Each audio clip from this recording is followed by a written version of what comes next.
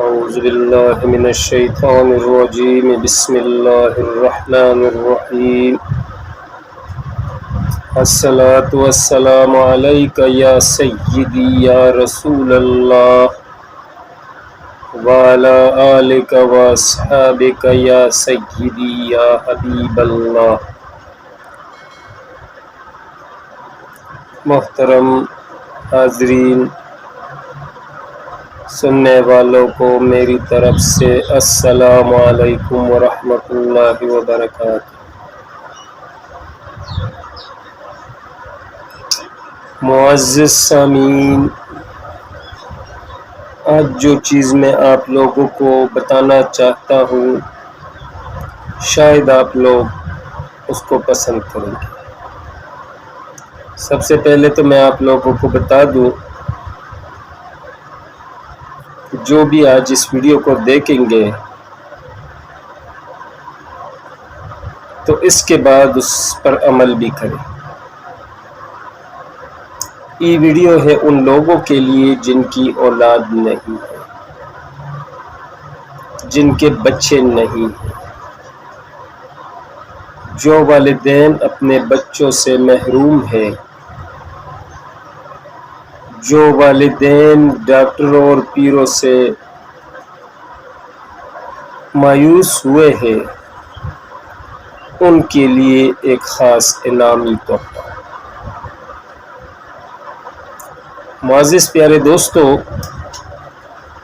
ہاتھ کی لکیروں میں کچھ کمالات ہوتے ہیں، کچھ ایسے کمالات ہوتے ہیں جو ہم کو آگاہ کرتے ہیں۔ تو آج میں ان لکیروں کے بارے میں آپ لوگوں کو بتاؤں کہ وہ کون سی لکیریں ہیں جو ہم کو آگاہ کرتے ہیں۔ تو جن لوگوں کی اولاد نہیں ہے ان لوگوں کے لیے ایک خاص تحفہ میں بتاؤں گا۔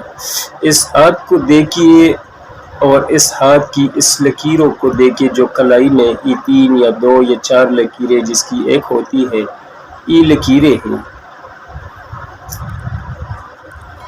اس کو دیکھنا ہے لڑکی کی ہاتھ میں اور لڑکی کی بھی بائیں ہاتھ میں دیکھنا ہے۔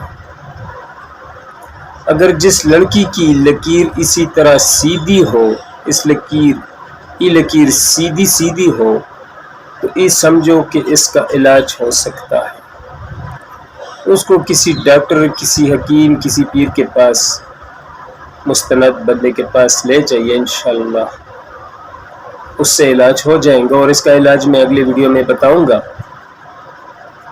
کہ ان کی بیماری کیا ہوتی ہے اور اس کا علاج کیا ہوتا ہے۔ آج میں صرف ان لوگوں کو بتاؤں گا کہ جن لوگوں کے نصیب میں بالکل اولاد نہیں، ان کی پہچان ہو جائے۔